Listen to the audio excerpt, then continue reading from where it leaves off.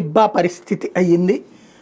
ప్రస్తుతం అమెరికా పరిస్థితి, కాలిఫోర్నియా పరిస్థితి. ప్రపంచానికే మేము అది నేర్పాం ఇది నేర్పాం అనుకున్నట్టు కనీసం కౌంటింగ్ వేయడం నేర్పాలేమో అమెరికా వాళ్ళకి. ఎందుకంటే ఇప్పుడు జర్మనీలో మొన్న ఎన్నికలు జరిగినాయి.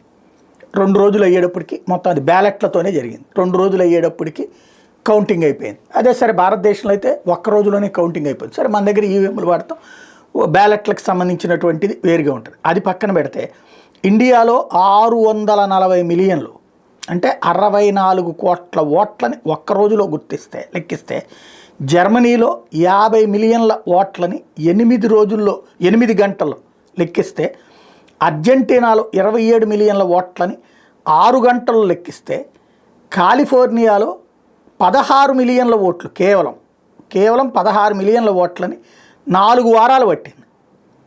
ఇది లెక్కిస్తూ అమెరికా వాళ్ళు మ్యాక్స్లో పూరు, అందుకనే ప్రపంచ దేశాలందరినీ అక్కడికి పిలిపించుకుంటారు, దానికి సాక్ష్యం ఇదే అని లెక్కగడుతూ ఇప్పుడు అమెరికా వాళ్ళే అమెరికాని ట్రోల్ చేస్తున్నారు.